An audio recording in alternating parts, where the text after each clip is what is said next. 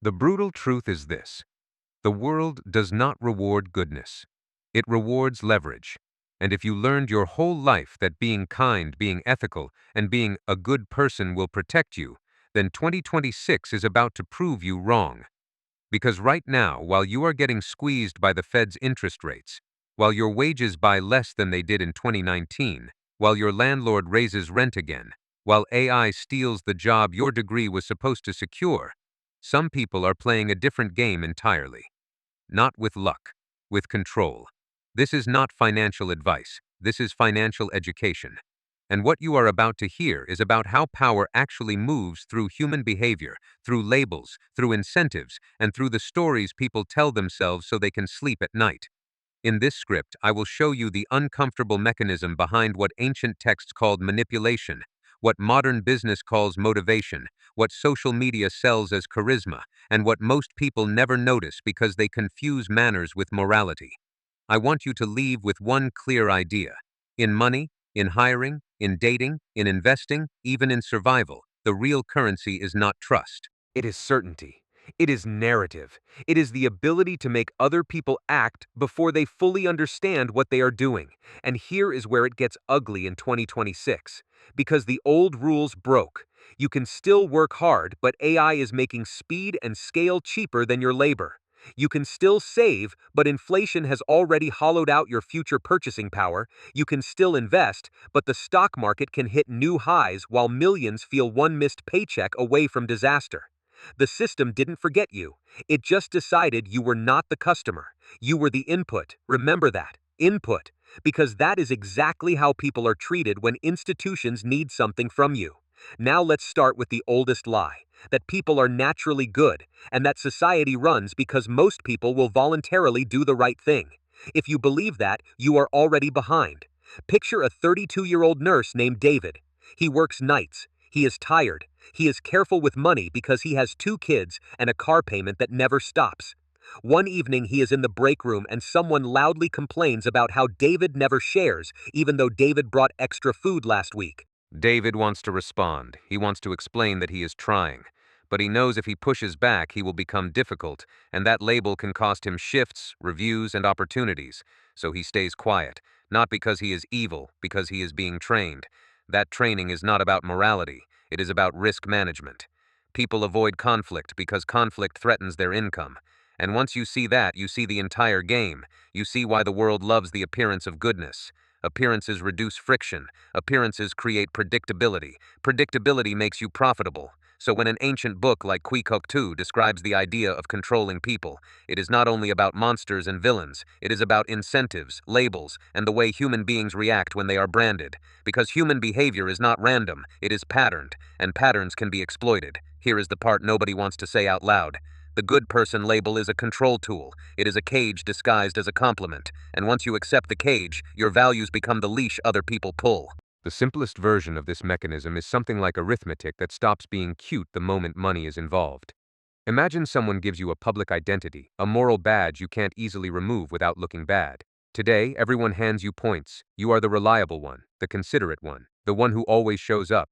Then, one day, you do something small that inconveniences them. Maybe you say no. Maybe you ask to be paid. Maybe you need boundaries. Maybe you enforce a contract. Suddenly, that moral identity collapses and you become the villain because the group cannot afford to admit that their badge was just a story to get what they wanted. That is not philosophy. That is how social pressure works. And in 2026, social pressure is not just interpersonal. It is mediated by platforms, HR systems, reputation scoring, and compliance culture. It is in how performance reviews are written. It is in what team fit means. It is in how layoffs are justified. It is in how people treat you when the economy turns. Now here is your first pattern interrupt. You think goodness is protective, but in practice it can be used like a payment method. If you let people label you as safe, then they can withdraw safety whenever they feel like it, and you will still hesitate to push back because you are afraid of being seen as immoral.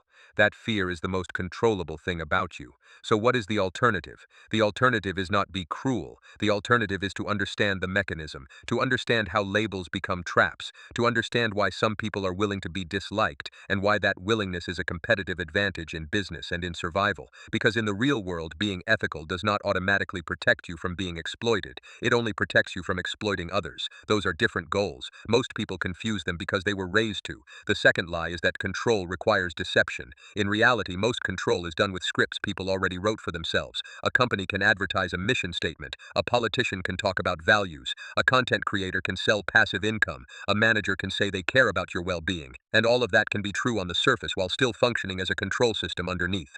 In other words, a story can be honest and still be weaponized. Let me make this concrete with something you already experience every week in 2026: housing. You have likely seen the news. You have probably tried to shop for a place.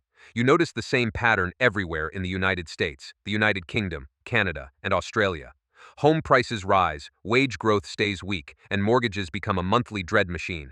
You also notice that the people who profit from this system never sound panicked. They sound calm. They sound like experts. They talk about the long term, about supply constraints, about market cycles. But if you ask who benefits, the answer is always the same: asset holders.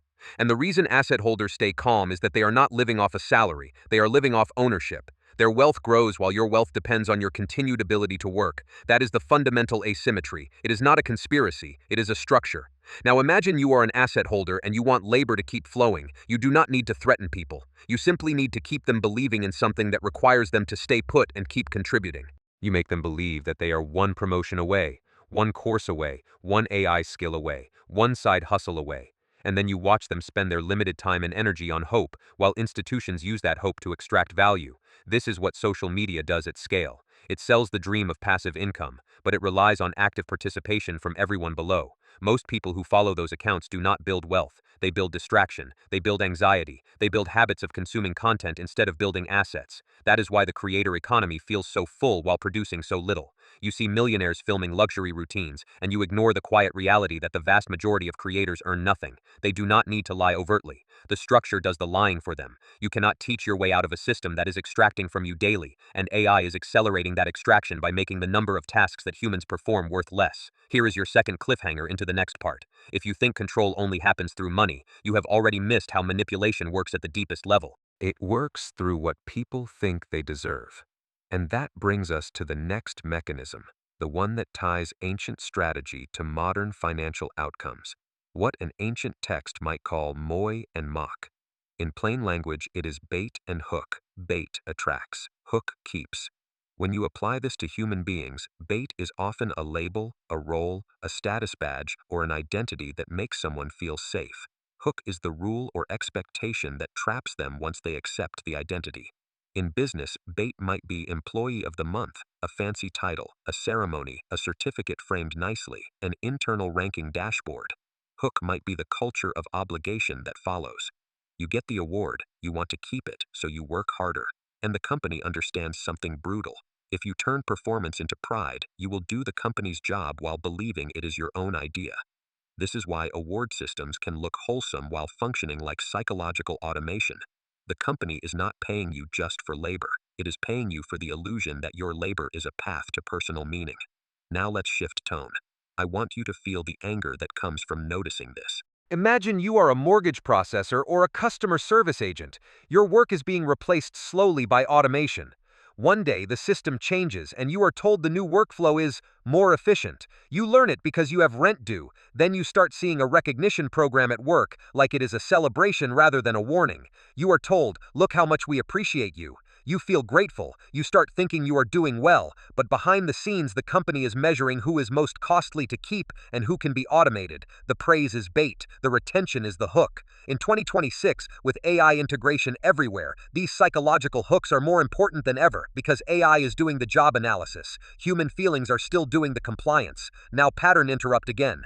Ask yourself this question the next time you see an incentive program, whether at work or online.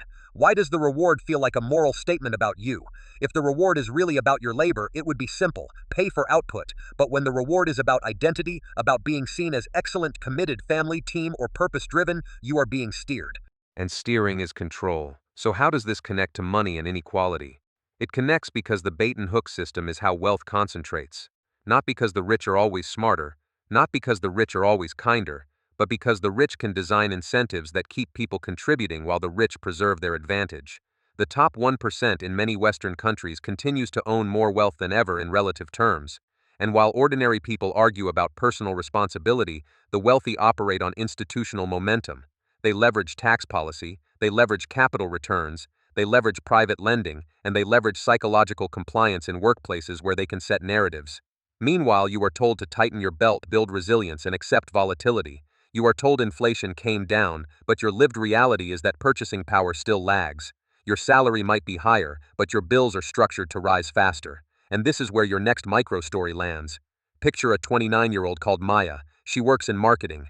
She took a course in 2020 because everyone said learn skills, stay relevant, code if you have to. She did not become a software engineer. She tried. She watched AI tools get better at copywriting and design. Her manager still asks for creative, but the workload increased because the tools sped everything up and made deadlines shorter. Maya works later hours, but the pay does not match. Her rent rises anyway. Her savings account barely moves. She starts buying passive income courses because she wants certainty. And when you want certainty, you become easy to bait. A course sells you a story about freedom while requiring your active attention. The hook is community pressure. If you stop paying or stop posting, you become not committed. The identity trap returns. So Maya keeps consuming, she keeps trying, she keeps paying, and her real assets keep shrinking relative to the people who already own income streams. Now you might think this is only about social manipulation, but it is also about negotiation. It is about power in contracts. If someone can make you afraid to ask for more money, they already have control. If someone can make you feel guilty for enforcing a boundary, they already have control. If someone can make you feel like being direct is rude, they already have control. In the ancient framework, this is why the good person label is powerful. It makes you behave safely for them. It makes you accept conditions you would reject if you had full clarity. But people do not control you by force first. They control you by shaping how you interpret yourself. Now let's go deeper. Because ancient strategy also talks about becoming someone you can tolerate. That might sound harmless, like building charisma. But in money, charisma becomes a financial instrument. Why do people sometimes overlook obvious incompetence from someone who is socially confident? Because confidence reduces uncertainty. It makes other people trust the story. It makes people act quickly before they check. Wall Street calls this persuasion. Advertising calls it branding. Dating advice calls it confidence. In all cases, it is the same mechanism. Create an impression that causes others to lower their guard. And in 2026, impressions matter even more because AI creates noise. Everyone has content. Everyone has synthetic profiles. Everyone has proof created by tools. In this environment, people still want labels because labels reduce cognitive workload, but labels can be manufactured. That is why institutional actors are often the winners in crypto too. When crypto promised freedom from centralized banks, many people treated it like a moral rebellion. Then regulation intensified, institutions stepped in, and centralized entities gained control through custody, market making, and compliance infrastructure. Retail investors told themselves they were independent. Meanwhile, the rails were controlled by the people with capital and infrastructure. That is bait and hook again, just with a tech costume. Now here is your third cliffhanger into the next part. Once you understand bait and hook, you can also understand why retirement feels like a deadline no one is allowed to mention. Because retirement systems are full of soft coercion, you are encouraged to trust promises that depend on demographics, interest rates, and political willingness. And in many places, pensions are underfunded. Social Security is being delayed or reshaped, and private retirement accounts are exposed to market risk. When you hear retirement talking points, ask yourself what bait they are offering, and ask what hook is attached to keep you compliant. Now we will talk about the retirement crisis, but we will talk about it in a way that connects directly to human psychology, not just policy. When people are scared, they want a script. They want someone to tell them the future is stable. So governments and institutions create narratives. The narrative might be that benefits will remain, or that rates will normalize, or that markets will recover, or that you just need to contribute more. But if the structure is broken, more contributions often just increase your exposure without repairing the system. And the hook can be guilt. Guilt for not saving enough, guilt for not investing wisely, guilt for not working longer, guilt for not being responsible. Guilt is bait, and work longer is the hook. You can see this in the way retirement ages keep shifting upward and in the way workers are encouraged to accept precarious gig employment as a flexible solution. Flexibility is sometimes real, but for many people it is just risk transferred from institutions to individuals. Your purchasing power erodes, your savings are buffeted by market drawdowns, and the system keeps its narrative intact because the narrative is profitable. Now you might ask, if control is so pervasive, is there any defense? Not a magical defense, real defense. The defense is awareness plus boundaries. But boundaries are hard because society rewards people who avoid conflict, and conflict is where exploitation lives. Most people do not lack intelligence. They lack the emotional permission to be disliked.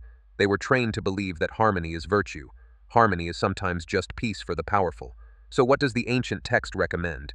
It recommends a kind of controlled intensity. It recommends choosing clear standards and clear limits. It advises being strict where it matters, not where it looks good. The goal is not cruelty. The goal is to stop being an easy target. In a workplace, that might mean refusing to accept vague responsibilities without compensation. In dating, it might mean not treating being nice as a contract substitute. In investing, it might mean refusing to treat rumors as a strategy. In life, it might mean refusing to let fear turn you into a follower. Now, let's return to business, because this is where the ancient approach shows its most practical form. In the text, there is an idea about majority and exception. Most people are predictable. Their motivations are not deep. They want to be safe. They want recognition. They want belonging. They want stability. But once you learn to segment motivations, you can design different bait, and different bait changes outcomes. In 2026, this segmentation is happening constantly. Insurance companies, for example, are masters of turning sales into status. The awards are not merely decorations, they are tools. They create a ladder inside a ladder. You compete for recognition, you rationalize pressure as ambition, you become loyal because leaving would mean admitting you were chasing a costume. From the outside, it looks like motivation. From the inside, it is compliance. In finance, the same logic appears in community and education products that come with implied identity membership. You join because you want to be the kind of person who understands money. Then the subscription, the upsell, the referral requests become the hook. You feel guilty for questioning because questioning threatens your identity. And when AI adds personalization, the hook becomes even tighter. Platforms can target what you fear. They can feed you stories that keep you anxious and paying. Here is the fourth reality check that should make you sit still for a second. The rich do not just own money, they own attention systems. And attention systems are the modern version of a control cage. Now I promised you we would not just talk theory. So let's talk about how money deals fail when emotion takes over, and how this connects to power. The ancient text emphasizes that when you mix business with family-like language, it can become a weapon. We are brothers. We are like family. Come on, I'm a friend. I'll pay you next month. Emotion is bait, and it delays repayment because the other person does not want to risk being labeled as greedy or cruel. I have seen this in many forms in Western business too. A small contractor does work for a friend of a manager. The contract is informal. The manager uses charm. Later, when payment is due, the manager uses guilt. Don't you trust me? Do you want me to look bad? Think about what we built together. The contractor feels trapped because fighting would mean burning relationships, and relationships matter in small industries. So the contractor waits, and waiting is the hook. This is how inequality quietly grows. Not through dramatic theft, through emotional delay and legal ambiguity.